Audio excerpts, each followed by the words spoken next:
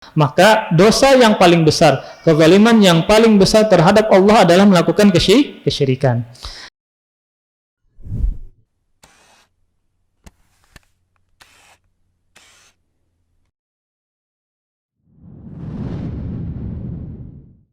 Assalamualaikum warahmatullahi wabarakatuh.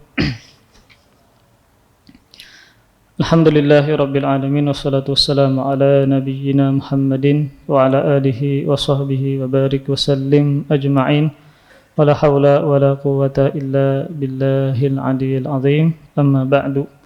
Kita masih meneruskan di bab yang ketiga, yaitu man haqqaqa tauhid dakhalal jannata bi ghairi hisabin wala azab. Barang siapa yang memurnikan tauhid, maka niscaya dia masuk surga Allah Subhanahu wa taala tanpa hisab dan tanpa azab. Ini insyaallah pembahasan terakhir dari bab ini. Sedikit kita ringkas dengan seringkas-ringkasnya ya. Dalam bab ini penulis membawakan 3 dalil. Dalil yang pertama adalah firman Allah Subhanahu wa taala di surah An-Nahl ayat 120. Inna Ibrahim kana ummatan qanitan lillahi hanifa wa lam yakun minal musyrikin. Sesungguhnya Ibrahim adalah seorang imam yang dijadikan sebagai teladan, lagi patuh kepada Allah Subhanahu wa taala dan hanif, condong kepada keimanan, dan sekali-kali dia bukanlah termasuk orang-orang yang menyekutukan Allah Subhanahu wa taala. Nah, maka dalam hadis ini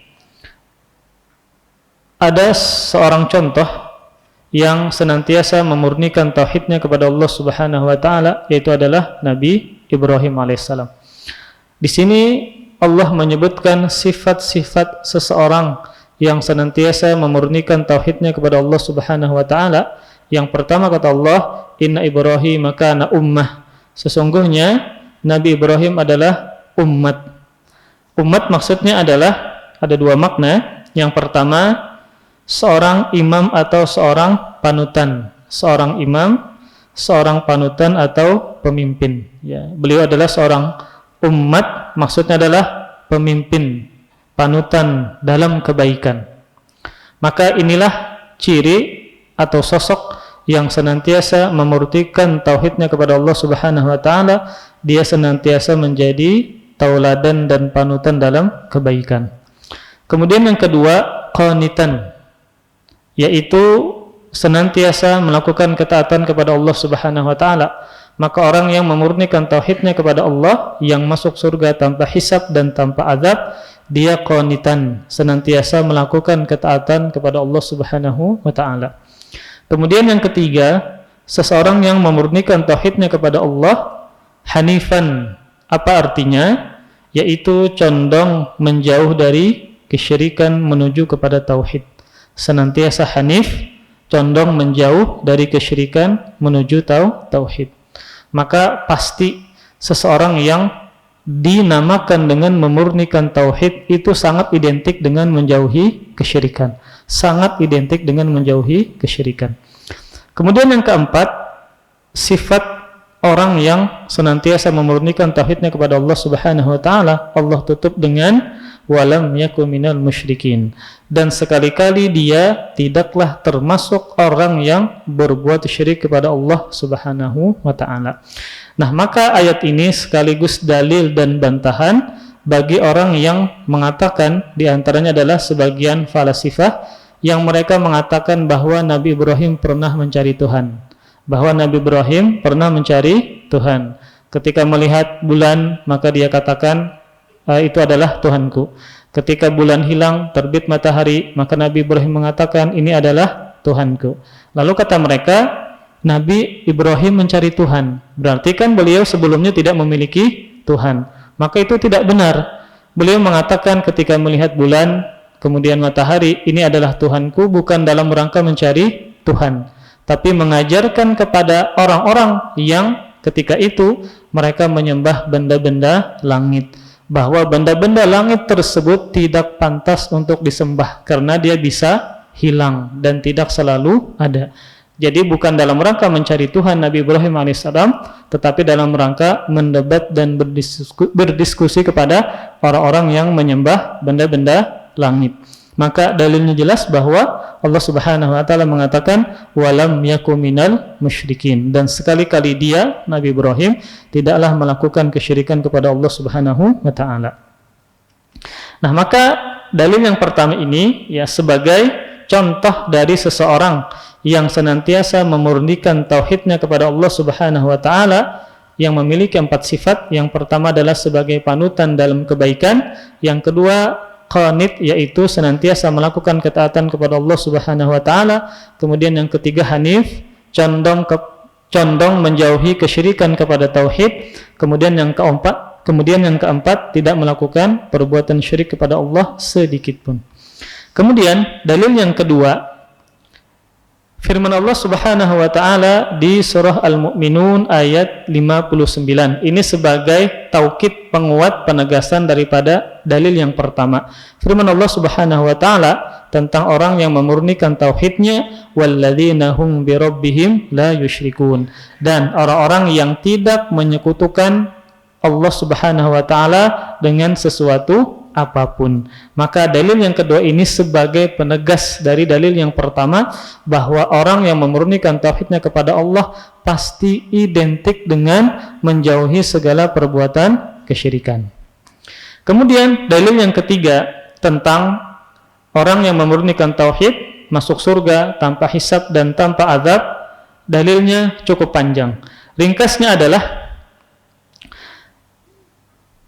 Husain bin Abdurrahman, ya, seorang tabi'in, beliau berkata, suatu ketika aku berada di sisi Sa'id bin Jubair, seorang tabi'in, lalu dia bertanya, siapa di antara kalian melihat bintang yang jatuh semalam? Kemudian aku, yaitu Husain, menjawab, aku. Maksudnya adalah beliau orang yang bangun di tengah malam, ya. Kemudian kataku, ketahuilah sesungguhnya aku ketika itu tidak sedang melaksanakan sholat karena aku disengat kalajengking. Jadi maksudnya adalah tabi'in Sa'id bin Jubair bertanya kepada murid-muridnya, siapa yang diantara kalian tadi malam bangun? Nah, maka Husain menjawab, aku. Namun bangunnya beliau bukan dalam rangka sholat tahajud, bukan dalam rangka qiyamul lail. Beliau mengatakan, sesungguhnya aku ketika itu bangun di malam hari tidak sedang melaksanakan sholat, tetapi karena aku disengat kalajengking. Jadi beliau mengatakan demikian agar jangan disangka bahwa ketika beliau bangun tengah malam dalam rangka beribadah. Namun bangunnya beliau, tidak tidurnya beliau di malam hari, di tengah malam atau sepertiga malam, dikarenakan beliau disengat kalajengking. Lalu beliau menjelaskan agar orang-orang jangan sampai menyangka beliau adalah salat tahajud qiyamul lail di malam tersebut. Kemudian Sa'id bertanya, lalu apa yang kau lakukan? Aku menjawab, aku minta diruqyah karena beliau disengat kalajengking. Kemudian dia bertanya, yaitu Sa'id, apa yang mendorong engkau melakukan hal tersebut, minta diruqyah karena disengat kalajengking? Maka aku menjawab, yaitu sebuah hadis yang diriwayatkan oleh Asy-Sya'bi kepada kami. Dia bertanya lagi, dan apakah hadis yang dituturkan kepadamu itu? Aku menjawab, dia menuturkan hadis kepada kami dari Buraidah bin Husayb, la ruqyata illa min ainin aw humah, tidak ada ruqyah kecuali karena ain atau terkena sengatan. Jadi yang melatari beliau ketika disengat kalajengking adalah ada sebuah hadis bahwa adanya kesembuhan dalam ruqyah, entah karena terkena ain atau terkena sengatan binatang. Namun beliau mengatakan ketika disengat kalajengking kan tadi beliau minta diruqyah.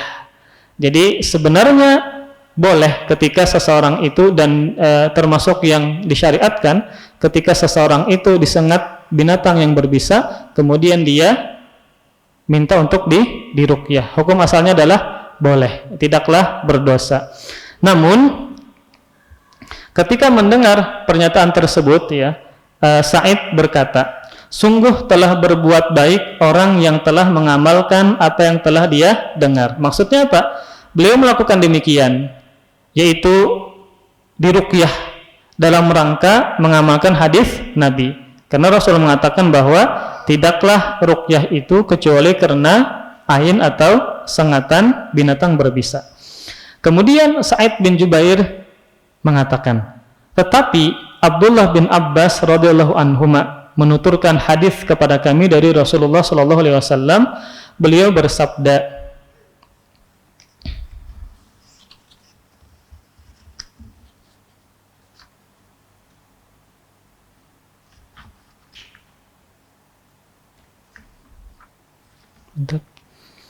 kata Rasulullah sallallahu alaihi wasallam,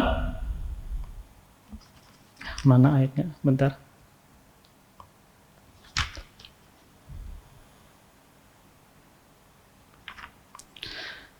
Kata Rasulullah sallallahu alaihi wasallam, telah diperlihatkan kepadaku beberapa umat, lalu aku melihat seseorang nabi bersamanya sekelompok orang, dan seorang nabi bersamanya 1 dan 2 orang saja, dan nabi yang lain lagi tanpa ada seorang pun yang menyertainya. Jadi Rasulullah sallallahu alaihi wasallam berkata bahwa ketika beliau diperlihatkan di hari kiamat beberapa umat, ternyata ada sekelompok umat yang bersamanya seorang nabi.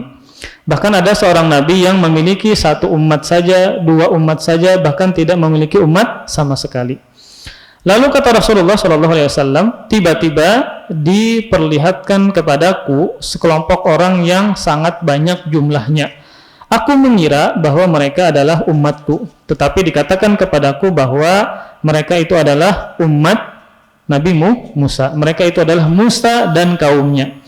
Kemudian kata Rasul, tiba-tiba aku melihat lagi sekelompok orang yang lain yang jumlahnya sangat banyak dari umatnya Nabi Musa alaihissalam.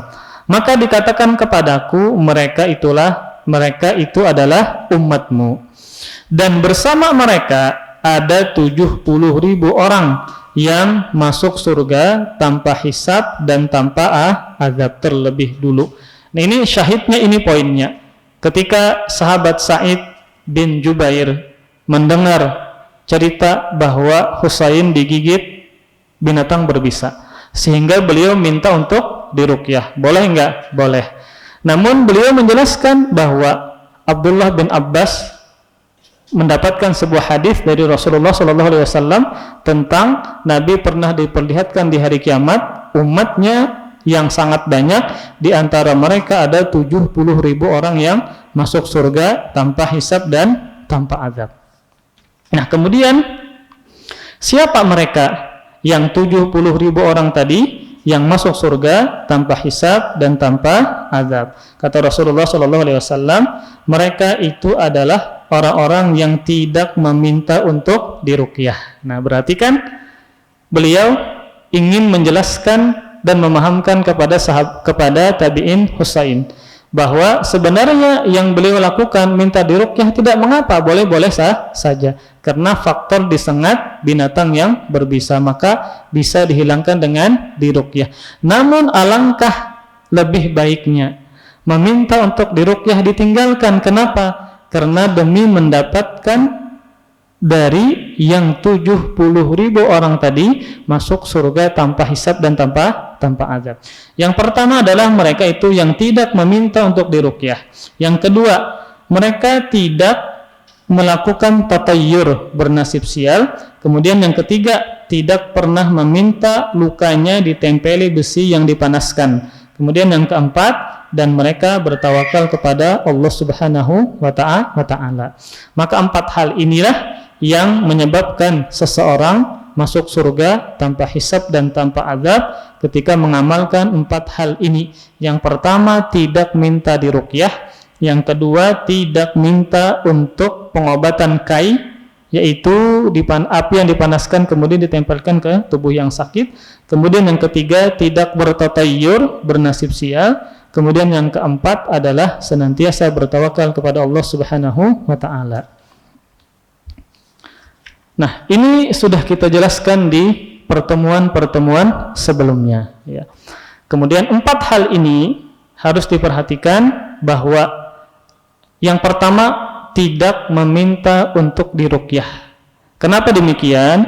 Karena tatkala kita meminta untuk diruqyah, maka ada dua sisi yang tidak baiknya. Yang pertama, kita meminta kepada makhluk. Ketika kita meminta kepada makhluk, maka ada perendahan, ada merendahkan, ada sisi perendahan kepada si makhluk. Kemudian ketika kita meminta untuk diruqyah, yang kedua, kita akan bergantung kepada si peruqyah. Akhirnya karena kita menghinakan diri karena meminta, dan apa tadi yang kedua?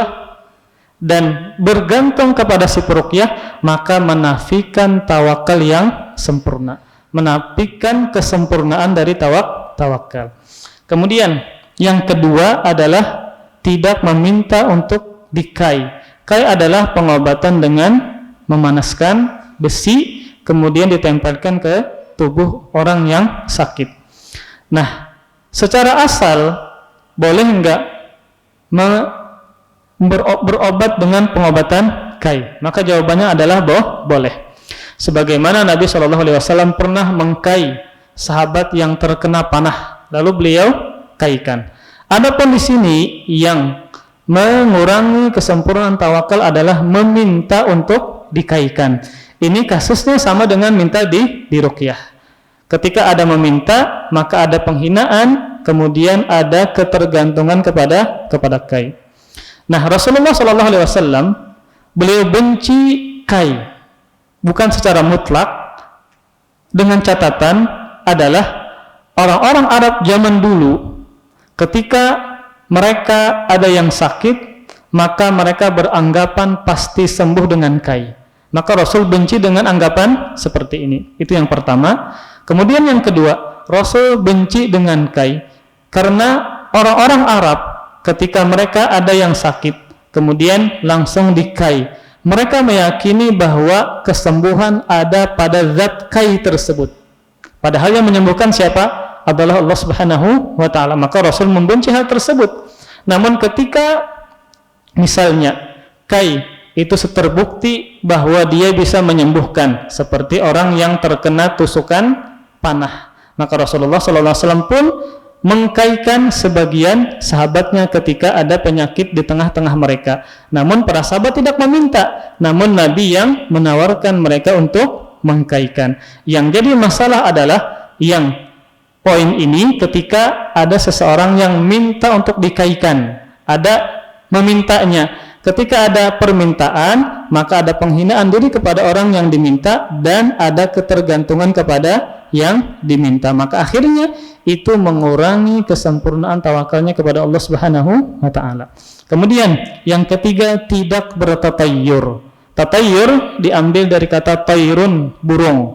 Orang Arab zaman dulu ketika mereka ingin safar, maka mereka melempar burung dulu.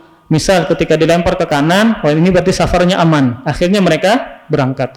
Ketika dilempar kemudian ke arah kiri, maka mereka bernasib sial. Ini berarti ada tidak aman di perjalanan. Ada pemberontak, ada begal dan seterusnya. Akhirnya mereka tidak jadi safar karena burung tadi. Itu namanya bertatayyur, bernasib sial. Maka kiaskan kepada sesuatu yang lain. Nah, orang yang bertawakal kepada Allah Subhanahu wa ta'ala tidak mungkin bergantung kepada sesuatu yang tidak Allah letakkan sebab di situ. Maka tidak mungkin seseorang tidak jadi safar karena faktor burung, ya. Maka tidak mungkin seseorang misalnya tidak jadi membangun rumah di bulan safar karena mereka berkeyakinan ada kesialan di bulan safar, maka tidak mungkin. Atau misalnya menabrak kucing kemudian diyakini sial kalau belum ditabrakkan ke pohon pisang. Maka ini adalah contoh-contoh yang bisa menafikan tawakalnya kepada Allah Subhanahu wa ta'ala, menafikan kesempurnaan tawakalnya kepada Allah Subhanahu wa ta'ala. Orang yang benar-benar tawakal kepada Allah tidak mungkin bernasib sial kepada segala sesuatu. Kemudian yang keempat, dan yang keempat ini adalah pokok dari tiga hal yang dia tinggalkan. Yang pertama yaitu dia senantiasa bertawakal kepada Allah Subhanahu wa ta'ala. Maka karena tawakalnya yang tinggi, yang sempurna, dia tidak minta untuk diruqyah, maka dia tidak minta untuk dikaikan, maka dia tidak bertatayyur. Kenapa? Karena tawakal dia yang sempurna dan tinggi kepada Allah Subhanahu wa taala. Makanya para ikhwah sekalian, Rasulullah sallallahu alaihi wasallam pernah membaiat para sahabat untuk tidak meminta kepada orang lain. Bahkan sampai-sampai di antara sahabat ketika pecutnya terjatuh atau cambuknya terjatuh, maka sahabat ini tidak menyuruh orang lain untuk mengambilnya. Kenapa? Khawatir bergantung kepada orang tadi. Diambil sendiri. Jadi, misal ketika ada seseorang yang memiliki suatu barang, maka dialah yang paling berhak untuk mengambil dari barang tadi. Seperti misal kita kejatuhan atau peci kita jatuh misalnya. Nah, maka ada salah seorang sahabat ya, seperti contoh tadi, ketika beliau terjatuh pecutnya atau cambuknya, maka beliau tidak menyuruh orang lain, khawatir bergantung kepada orang lain. Namun Rasulullah Shallallahu Alaihi Wasallam ya, sering menyuruh para sahabatnya untuk melakukan sesuatu. Misal ketika Rasulullah Shallallahu Alaihi Wasallam sakit, maka beliau minta untuk diambilkan air.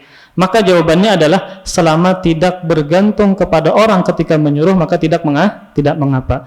Yang menjadi masalahnya adalah ketika kita menyuruh orang lain mengerjakan pekerjaan kita, akhirnya kita bergantung kepada orang tadi. Nah, ketika bergantung, maka disinilah masalahnya bisa menafikan kesempurnaan tawakal kita kepada Allah Subhanahu wa taala, maka tidak termasuk dari 70.000 orang yang masuk surga tanpa hisab dan tanpa azab.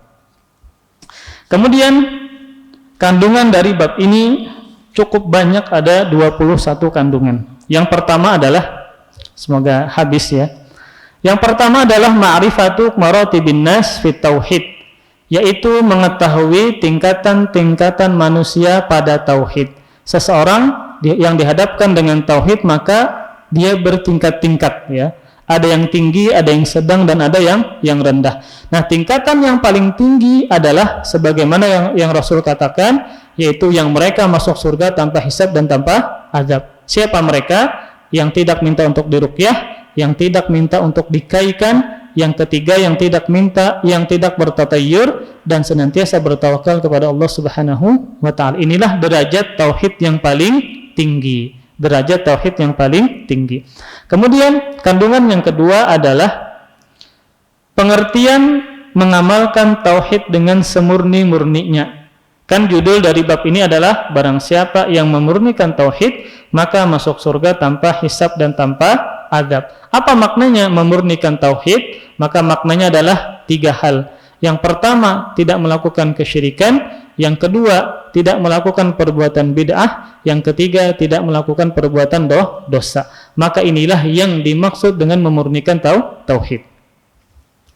Kemudian poin yang ketiga adalah sana'uhu subhanahu ala Ibrahim bikaunihi lam yakun minal musyrikin. Pujian Allah kepada Nabi Ibrahim alaihissalam karena beliau tidak pernah melakukan kesyirikan. Maka pujian Allah yang paling tinggi kepada hamba apa? Ketika hambanya tidak melakukan kesyirikan kepada Allah Subhanahu wa taala. Maka dosa yang paling besar, kezaliman yang paling besar terhadap Allah adalah melakukan kesyirikan. Kemudian poin yang keempat, sana'uhu ala sadatil awliya bisalamatihim minasyirki. Pujian Allah kepada para pemimpin wali-wali Allah Subhanahu wa taala. Dalam hal ini siapa para wali Allah, para pemimpin wali-wali Allah Subhanahu wa taala adalah para sahabat. Karena bersihnya diri mereka dari kesyirikan, maka para sahabat, atau bahasa lainnya adalah para pemimpin wali-wali Allah Subhanahu wa taala, maka karakter mereka senantiasa membersihkan diri mereka dari kesyirikan. Maka tidak mungkin para ikhwah sekalian ada seseorang yang dikatakan wali namun dia melakukan kesyirikan, enggak mungkin.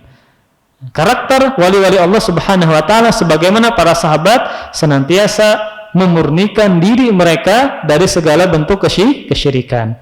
Kemudian poin yang kelima atau kandungan yang kelima dari bab ini adalah kaunu tarkir ruqyah wal kai min tahqiqit tauhid. tidak meminta untuk diruqyah dan tidak meminta untuk dikaikan dan tidak melakukan dan tidak untuk dikaikan, maka termasuk pengamalan tauhid yang murni.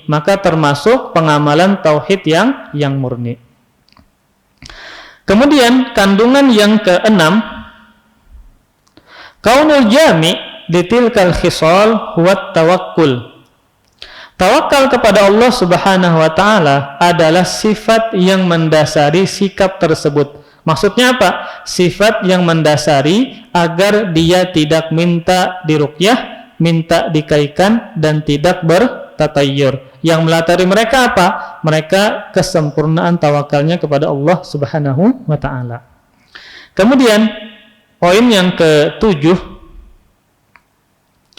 umqu ilmi sahabah bima'rifatihim annahum lam yanalu dzalika illa bi'amal.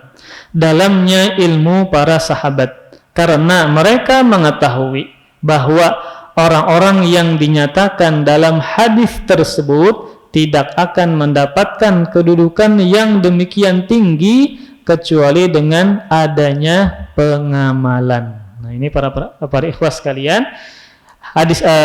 dalil tadi tentang hadis yang panjang menunjukkan dalamnya ilmu para sahabat. Kenapa? Karena mereka tahu yang dinyatakan dalam hadis, yang mereka masuk surga tanpa hisab dan tanpa azab, tidaklah mendapatkan demikian kecuali adanya pengamalan. Amalannya apa? 4 tadi. Tidak minta diruqyah, tidak minta untuk dikaikan, tidak bertatayyur, dan yang melatari untuk meninggalkan 3 ini apa? Kesempurnaan tawakalnya kepada Allah Subhanahu wa ta'ala. Kemudian yang ke-8, hirsuhum alal khairi, semangatnya para sahabat untuk berlomba-lomba dalam mengerjakan amal kebaikan. Ini dibuktikan dalam hadis tadi ketika Rasulullah SAW menyampaikan ada 70.000 orang yang masuk surga tanpa hisab dan tanpa azab, maka mereka apa akhirnya? Mereka menunggu-nunggu apa yang dimaksud oleh Rasulullah SAW, karena mereka ingin mengamalkan hal tersebut sehingga termasuk dari 70.000 orang yang tadi.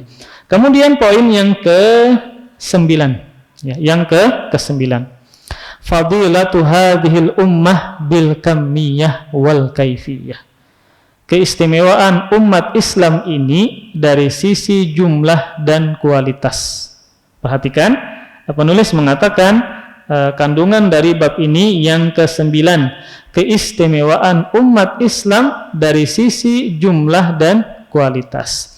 Dari mana beliau mengambilnya? Dari sabda Nabi ketika Nabi menceritakan bahwa diperlihatkan kepada Nabi SAW jumlah yang sangat banyak, melebihi banyaknya umat Nabi Musa alaihissalam, lalu dikatakan kepada beliau, ini adalah umatmu. Maka ini menunjukkan bahwa keistimewaan umat Islam ini, umat Nabi Muhammad SAW, dari sisi jumlah lebih banyak jumlahnya dibandingkan umat-umat sebelumnya. Dan juga keistimewaan umat ini dari sisi kualitas. Apa kualitasnya? Di antara mereka ada yang masuk surga tanpa hisab dan tanpa azab. Nah. Kemudian yang ke-10, fadilatu ashabi Musa, keutamaan para pengikut Nabi Musa alaihissalam. Kenapa? Karena Rasul mengatakan ketika diperlihatkan kepada beliau, maka beliau melihat jumlah umat yang sangat banyak, yang mana beliau mengira itu adalah umat beliau, padahal umat Nabi Musa. Itu menunjukkan bahwa umat Nabi Musa memiliki keistimewaan dari sisi banyaknya umat dari Nabi Musa alaihissalam. Bahkan Rasul menyangka itu adalah umat beliau. Kemudian poin yang ke-11, ardul umam alaihi salatu wassalam, umat-umat terdahulu telah ditampakkan kepada Nabi Muhammad sallallahu alaihi wasallam, yaitu ditampakkan kepada beliau ada seorang nabi yang cuma memiliki 1 umat, ada yang memiliki 2 umat, ada yang memiliki 3 sampai 9 umat, Ada yang bahkan nabi tidak memiliki umat sama sekali. Subhanallah. Nah, Syekh Muhammad bin Shalih Al-Utsaimin beliau menyebutkan dari poin yang ke-10 ini. Apa faedahnya ditampakkan kepada Nabi umat-umat terdahulu? Ada 2 faedahnya. Yang pertama kata beliau, tasliyatur rasuli alaihi salatu wassalam haitsu ra'a minal anbiya man laisa ma'ahu illa ar-rajulu war-rajulani wa minal anbiya man laisa ma'ahu ahad fatasalla bidzalika alaihi salatu wassalam. Jadi apa faedahnya Rasul ditampakkan di hadapan beliau umat-umat terdahulu? Ada yang nabinya memiliki 1 umat, 2 umat dan seterusnya. Faedah yang pertama adalah untuk menghibur Rasulullah sallallahu alaihi wasallam, karena beliau melihat para nabi yang ternyata tidaklah ada bersamanya kecuali seseorang atau 2 orang. Maka Rasulullah sallallahu alaihi wasallam terhibur. Kenapa? Ternyata umat beliau lebih banyak dibandingkan umat-umat sebelumnya. Nabi terhibur ya. Kita pun demikian para jamaah sekalian. Misal ketika kita mengajarkan ya orang-orang ternyata banyak yang ikut, kita semangat, kita terhibur ketika banyak yang ikut. Kenapa? Agar orang mudah mencari ilmu ya, agar orang mudah mengamalkan agama, agar mudah orang mengetahui siapa Allah Subhanahu wa taala. Kan pasti kita berbahagia sebagai seorang dai, sebagai seorang ustadz ketika yang ternyata hadir jumlahnya banyak. Maka begitu pula Rasulullah sallallahu alaihi wasallam ketika ternyata umat beliau sangat banyak ya, kemudian umat-umat sebelumnya ternyata sedikit, nabinya cuma 1, 2 dan seterusnya, maka membuat Rasulullah sallallahu alaihi wasallam terhibur, ternyata beliau memiliki umat yang sangat banyak. Itu faedah yang pertama untuk menghibur Rasulullah sallallahu alaihi wasallam. Kemudian faedah yang kedua, maka ditampakkannya umat-umat sebelum beliau ini menjelaskan keutamaan Nabi Muhammad sallallahu alaihi wasallam dan menjelaskan kemuliaan beliau. Ternyata Rasulullah sallallahu alaihi wasallam memiliki umat yang sangat banyak jumlahnya. Kemudian di antara umat yang sangat banyak tadi ternyata ada selain Nabi dan selain para Rasul yang masuk surga tanpa hisab dan tanpa azab, dan mereka adalah umatnya Rasulullah sallallahu alaihi wasallam. Maka ini adalah sekaligus menjelaskan tentang keutamaan dan kemuliaan Rasulullah sallallahu alaihi wasallam. Kemudian poin yang ke-12, anna kulla ummatin tuhsyaru wahdaha ma'a nabiyyiha. Setiap umat dikumpulkan sendiri-sendiri bersama para nabinya. Jadi misal ini Nabi Adam maka ada umatnya tersendiri. Ini Nabi Nuh maka ada umatnya tersendiri. Ini Nabi Musa maka ada umatnya tersendiri. Ini Nabi Muhammad maka ada umatnya tersendiri. Maka dilihat, karena Rasul ditampaikan demikian, maka Rasul bisa melihat ternyata ada Nabi yang cuma 1, cuma 2, cuma 3 dan seterusnya. Ini menunjukkan bahwa setiap Nabi maka akan berkumpul tersendiri dengan umat-umatnya. Kemudian poin yang berikutnya, yang ke-13. Qillatu manistajaba lil anbiya. Sedikitnya orang-orang yang mengikuti ajakan para nabi. Jadi tidak mesti ketika Allah mengutus orang nabi maka dia banyak memiliki pengikut. Nyatanya banyak yang para nabi memiliki sedikit pengikut ya, subhanallah. Ada yang cuma 1, ada yang cuma 2. Maka ini sekaligus ya sebagai apa ya? Sebagai kita para ustadz misalnya atau pian yang mengajarkan orang-orang kanakan mengaji, maka jangan sedih yang datang cuma 1, cuma 2. Alhamdulillah ada orangnya. Alhamdulillah ada yang mau mengajar kepada kita walaupun cuma 1 dan 2. Maka siapa tahu yang 1 dan 2 ini nantinya dia besar ternyata banyak memberikan manfaat kepada orang lain. Dan ini terjadi kepada para ulama seperti Syekh Muhammad bin Shalih Al-Utsaimin ya. Beliau diceritakan oleh murid-muridnya pernah datang ke suatu masjid ya.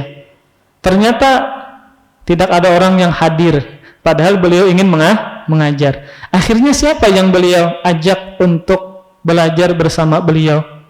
Tukang azannya, subhanallah. Hadir ke masjid orangnya keadaan. Akhirnya yang beliau ajarkan siapa? tukang adzannya. Ya.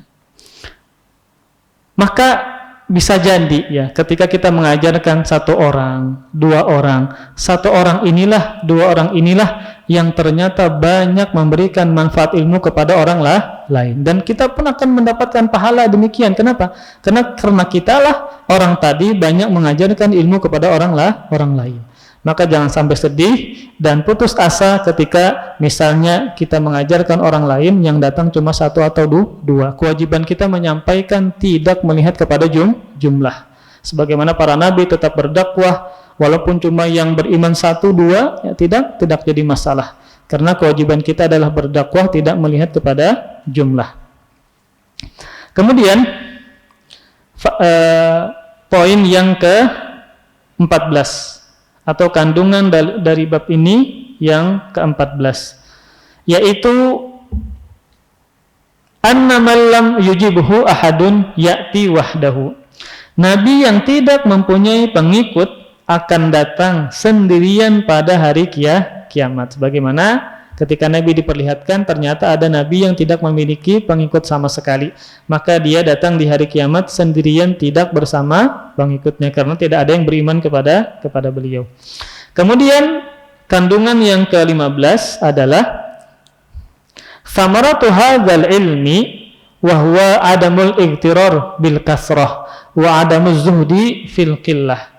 Manfaat dari pengetahuan ini yaitu ada nabi yang cuma satu pengikut, bahkan ada nabi yang tidak memiliki pengikut sama sekali, bahkan ada seorang nabi yang sangat banyak memiliki pengikut. Apa faedahnya kita mengetahui hal yang demikian? Manfaat dari pengetahuan ini adalah tidak silau atau tidak tertipu dengan jumlah yang banyak, dan tidak kecil hati dengan jumlah yang sedikit. Nah, tidak tertipu dengan jumlah yang banyak dan tidak kecil hati dengan jumlah yang sedikit. Maka ini dikembalikan kepada kita. Ketika misalnya kita memiliki banyak murid, banyak jamaah, maka kita tidak tertipu dengan banyaknya jumlah. Yang paling penting dari mereka adalah mereka senantiasa mengamalkan ilmu yang mereka ambil dengan kita. Dan pun sebaliknya, kita tidak sedih, tidak berkecil hati ketika yang datang cuma jumlahnya sedikit. Karena yang terpenting dari kita adalah berdakwah, tidak melihat kepada jumlah banyak maupun sedikit. Kemudian poin yang ke-16 atau kandungan yang ke-16 adalah umku ilmi salaf liqaulihi qad ahsana man intaha ila ma sami' walakin kadza wa kadza fa'ulima annal haditsal awwal la yukhalifu tsani. Luasnya ilmu para salafus saleh. Hal itu bisa diketahui dari ucapan Sa'id bin Jubair ketika beliau bertanya kepada Husain, apa yang melatarimu ketika digigit binatang berbisa engkau minta diruqyah? Nah, jadi kata Sa'id bin Jubair, sungguh telah berbuat baik orang yang mengamalkan apa yang telah didengarnya. Jadi ketika beliau mendengar Husain minta diruqyah karena beliau tersengat binatang berbisa, lalu beliau mengatakan, sungguh telah berbuat baik orang yang mengamalkan apa yang telah didengarnya. Dalam artian, ketika Husain tersengat binatang dan minta diruqyah, maka beliau mengemukakan sebuah dalil. Tidak istilahnya? Tidak, kalau bahasa kita apa ya? Kalau lupa bahasanya. Tidak mengerjakan dengan pemikiran sendiri, tetapi beliau minta diruqyah karena memiliki dalil. Ada hadisnya dari Nabi Shallallahu Alaihi Wasallam. Jadi ini menunjukkan bahwa para ulama salafus saleh zaman dulu ketika mereka melakukan suatu hal yang berkaitan dengan agama dan seterusnya, maka mereka berdasarkan dengan dalil. Ya. Bismillah, ulun ulang. Kandungan yang ke-17 adalah dalamnya ilmu salafus saleh. Karena ketika ada terjadi percakapan antara dua orang tabi'in, Husain dan Sa'id bin Jubair, ketika Husain tidak tidur di malam hari, kemudian alasan beliau tidak tidur di malam hari karena disengat binatang. Kemudian ketika disengat binatang maka beliau diruqyah ya. Kemudian setelah beliau diruqyah, kemudian ditanya oleh Sa'id bin Jubair, apa yang melatarimu untuk minta diruqyah? Maka beliau membawakan sebuah hadis. Maka Sa'id mengatakan, sungguh telah berbuat baik orang yang mengamalkan apa yang telah didengarnya. Tetapi, beliau menyebutkan tetapi dalam rangka untuk menjelaskan kepada beliau tentang masalah ruqyah, yaitu alangkah afdolnya ketika kita disengat binatang ataupun yang lainnya, maka jangan minta diruqyah. Maka jangan minta untuk diruqyah. Maka tidak bertentangan hadis yang pertama dengan hadis yang kedua. Hadis yang pertama yang dibawakan oleh Husain adalah bolehnya meruqyah.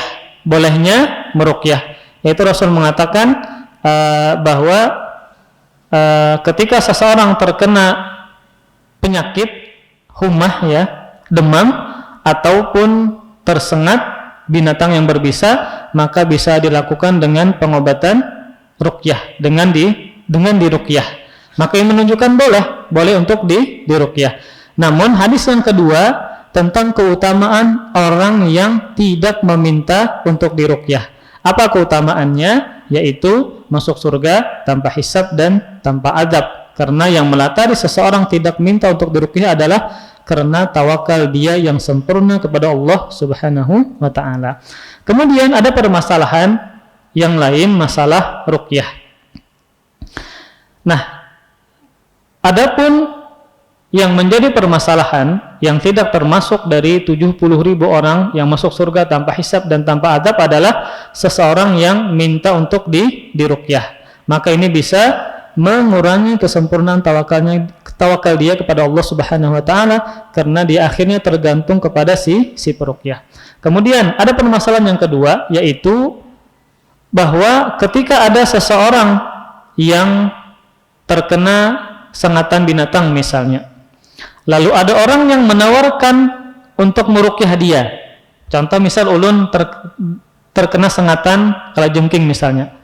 Lalu ada orang yang datang untuk meruqyah ulun, dan ulun tidak meminta untuk diruqyah, namun dia menawarkan diri untuk meruqyah. Maka sikap ulun bagaimana? Apakah menolak atau tidak? Maka jawabannya jangan ditolak. Kenapa? Karena ulun tidak meminta untuk diruqyah. Jadi ketika ada yang menawarkan ulun yang sakit, ana ingin meruqyah antum, kan ulun tidak meminta, maka jangan ditolak. Terimalah tawaran dia. Kenapa? Karena dalam rangka tolong menolong. Yang jadi permasalahan adalah yang mengurangi kesempurnaan tawakal kalau minta untuk diruqyah. Makanya Nabi tidak melarang Aisyah ketika Aisyah meruqyah Nabi. Aisyah pernah meruqyah Nabi. Nabi tidak minta, namun Aisyah yang menawarkan untuk meruqyah Nabi SAW. Begitu pula para sahabat ya. Antara satu dengan yang lainnya, Nabi pernah juga meruqyah sebagian para sahabat. Bukan rangka mereka meminta kepada Nabi, enggak, tapi Nabi menawarkan dirinya untuk meruqyah para sahabat. Maka ketika ada orang yang menawarkan dirinya untuk meruqyah kita, maka jangan dilarang. Kalau dilarang itu menyelisihi sunnah. Kenapa? Karena Nabi tidak melarang Aisyah untuk meruqyahkan Nabi. Jadi misal tadi ulun sakit ya, kepanasan, humma itu apa? Demam ya. Lalu ada orang yang menawarkan, ulun hendak meruqyah pian. Maka jawabannya boleh atau kada? Boleh ya. Maka apakah itu mengurangi kesempurnaan tawakal ulun yang diruqyah? Maka jawabannya tidak, karena ulun tidak meminta untuk diruqyah. Kemudian yang kedua, apakah ditolak? Maka jawabannya tidak, karena orang ingin menolong kita, sebagaimana Rasulullah SAW tidak menolak Aisyah untuk meruqyahkan beliau. Kalau kita tolak, maka kita menyelisihi sunnah, karena Nabi tidak menolak Aisyah untuk meruqyahkan Nabi SAW, dan ini tidak berdampak kepada tawakal, tidak berdampak kepada kesempurnaan tawakal, karena kita tidak meminta untuk diruqyah, namun orang yang menawarkan. Kemudian kandungan yang keberapa? Ke-19 ke-18, yaitu bu'dus salaf an madhil insan bima laysa fihi. Kemuliaan sifat para salafus saleh karena ketulusan hati mereka, dan mereka jauh dari sifat memuji seseorang perkara yang tidak dimilikinya. Coba ulun-ulang, ini terjemahnya cukup panjang, Arabnya pendek aja. Bu'dus salaf an madhil insan bima laysa fihi. Jauhnya salafus saleh dari pujian orang lain terhadap perbuatan yang beliau tidak lakukan. Dari mana didapatnya? Dari perkataan Husain ketika Sa'id bin Jubair berkata kepada teman-temannya, kepada murid-muridnya, siapa yang tadi malam melihat bintang? Maksudnya apa? Siapa yang tadi malam bangun? Lalu beliau mengatakan, saya yang bangun. Nah, agar orang-orang jangan menyangka bahwa beliau bangun untuk beribadah kepada Allah, beliau jelaskan, saya bangun karena digigit binatang. Ini menunjukkan bahwa salafus saleh jauh sekali dari pujian manusia terhadap perbuatan yang beliau tidaklah lakukan. Nah, kemudian ada permasalahan kembali. Apakah boleh kita bahagia, ya? Kita bahagia, senang ketika ada yang memuji terhadap kita, namun pujian itu terhadap perbuatan yang kita kerjakan atau kebenaran yang kita lakukan. Misal ulun menyampaikan kebenaran kepada pian, lalu datang orang memuji ulun karena kebenaran tersebut. Ulun bahagia, boleh atau tidak?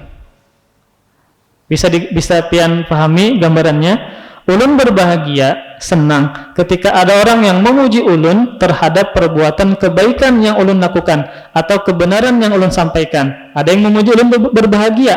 Apakah boleh atau tidak? Maka jawabannya, ini ulun langsung terjemahkan perkataan Syekh Abdurrahman As-Sa'di dalam tafsir beliau ketika mentafsirkan firman Allah Subhanahu wa taala di surah Ali Imran ayat 188. La tahsabannal ladzina yafrahuna bima ataw wa yuhibbuna ay yuhmadu bima lam yaf'alu fala tahsabannahum bimafazatin minal adzab walahum adzabun alim. Kata Allah Subhanahu wa taala, janganlah sekali-kali engkau menyangka bahwa orang-orang yang gembira dengan apa yang telah mereka kerjakan dan mereka suka supaya dipuji terhadap perbuatan yang tidak mereka kerjakan, kata Allah Subhanahu wa taala. Maka ini adalah celaan dan hinaan kepada seseorang yang dipuji, dia bahagia, senang padahal dia tidak mengerjakan perbuatan tersebut. Nah, bagaimana pemahaman sebaliknya? Ulun senang dengan pujian orang karena ulun melakukan sebuah kebaikan atau kebenaran. Apakah boleh atau tidak? Maka kata Syekh Abdurrahman As-Sa'di, maka mafhum mukhalafahnya, mafhum kebalikannya dari ayat ini, maksudnya apa? Ulun bahagia, senang ketika ada orang yang memuji ulun karena perbuatan yang memang ulun lakukan. Boleh atau tidak? Kata Syekh, mafhum mukhalafah atau kebalikan dari ayat ini menunjukkan bahwa orang yang senang jika dipuji dan disanjung dengan kebaikan dan kebenaran yang dia kerjakan, dalam tanda kutip, jika tujuannya bukan karena riya dan sum'ah, maka tidak tercela. Nah, maka tidak tercela. Misal pian menyampaikan kebenaran di hadapan orang, ya, dengan sopan, dengan lembut, pian sampaikan kebenaran. Ada orang yang memuji, lalu kita senang, maka jawabannya boleh, tidak tercela karena kita melakukan perbuatan tersebut. Maka tidak mengapa selama itu bukan karena faktor riya atau sum'ah. Bukan karena faktor riya atau sum'ah, namun benar-benar dia lakukan ikhlas karena Allah Subhanahu wa taala. Namun ketika dia dipuji, dia senang. Senang kenapa? Karena memang dia melakukan yang demikian. Namun senangnya bukan karena faktor riya dan ingin dipuji dan seterusnya, maka itu tidaklah mengapa, bukanlah yang tercela.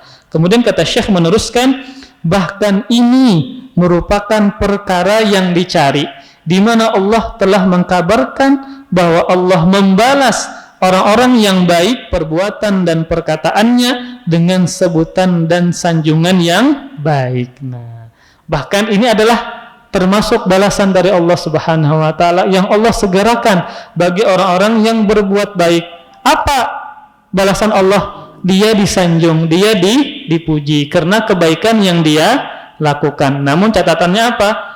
Bahwa tujuannya adalah bukan karena riya atau sum'ah. Memang dia ikhlas karena Allah Subhanahu wa taala, kemudian dia dipuji karena dia mengerjakan sebuah kebaikan. Maka kata Syekh, itu adalah sesuatu yang dicari karena Allah Subhanahu wa taala ingin membalas kebaikan orang tersebut di dunia dengan cara orang memuji dia, maka tidaklah tercela. Kemudian kita habiskan kandungan yang ke-19, qauluhu anta minhum alamun min a'lamin nubuwah. Kan ceritanya hadis yang panjang tadi, yang 70.000 orang masuk surga tanpa hisab dan tanpa azab. Kemudian Rasul menyebutkan 4 sifat: tidak minta diruqyah, tidak minta dikaikan, tidak bertatayur, dan bertawakal kepada Allah Subhanahu wa taala. Kemudian sahabat Uqasyah berkata, apa perkataan beliau kepada Nabi? Beliau ingin dimasukkan ke dalam 70.000 orang tadi. Maka Rasul mengatakan, anta minhum, engkau salah satu dari mereka. Nah, maka maksud perkataan Nabi, engkau adalah salah satu dari mereka, itu adalah tanda dari tanda-tanda kenabian Nabi Muhammad. Karena Nabi tidaklah berkata kecuali didasari dengan wahyu dari Allah Subhanahu wa taala. Maka benarlah sahabat Uqasyah adalah termasuk orang yang memiliki 4 sifat tadi: tidak bertatayur, tidak minta diruqyah, tidak minta dikaikan, dan senantiasa bertawakal kepada Allah Subhanahu wa taala. Maka beliau termasuk orang yang 70.000 orang tadi yang masuk surga tanpa hisab dan tanpa azab. Kemudian kandungan yang ke-20, fadilatu Uqasyah. Maka bab ini menunjukkan juga tentang keutamaan sahabat Uqasyah. Sahabat Uqasyah, dan beliau termasuk sahabat yang awal-awal masuk Islam dan termasuk sahabat yang memiliki paras yang menawan, sahabat Uqasyah. Kemudian kandungan yang ke-21, isti'malul ma'arid. Isti'malul ma'arid, yaitu Rasulullah sallallahu alaihi wasallam menggunakan kata sindiran. Rasulullah sallallahu alaihi wasallam menggunakan kata sindiran. Maksudnya apa? Ketika sahabat Uqasyah dikatakan oleh Nabi sallallahu alaihi wasallam, antum termasuk dari mereka 70.000 orang tadi. Lalu ada orang yang lain yang ingin juga dimasukkan ke dalam 70.000 orang tadi. Maka Rasul sallallahu alaihi wasallam sabaqaka Uqasyah. Rasul mengatakan engkau didahului oleh Uqasyah. Itu yang dimaksud dengan penggunaan kata sindiran. Rasul tidak mengatakan engkau tidak termasuk dari bagian mereka.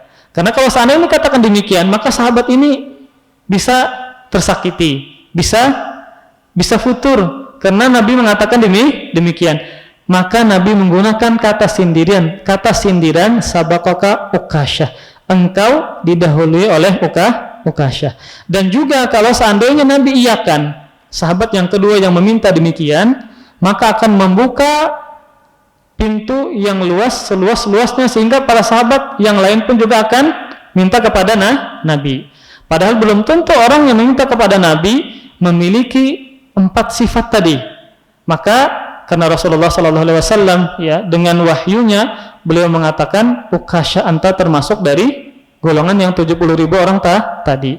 Maka tidak mesti orang yang berhadir ketika itu semuanya memiliki 4 sifat yang dimiliki oleh sahabat Uqasyah bin Mihsan tadi. Jadi di sini Rasulullah SAW menggunakan kata sindiran, yaitu Rasul mengatakan engkau didahului oleh Uqasyah. Rasul tidak mengatakan tidak. Nanti orang ini bisa sakit hati atau menjadi futur dengan agamanya. Kemudian kandungan yang terakhir yang ke-22 adalah husnu khuluqihi sallallahu alaihi wasallam, kemuliaan akhlak Nabi sallallahu alaihi wasallam, yaitu beliau tidak mengatakan kepada sahabat yang kedua yang meminta tadi, engkau tidak termasuk dari golongan mereka.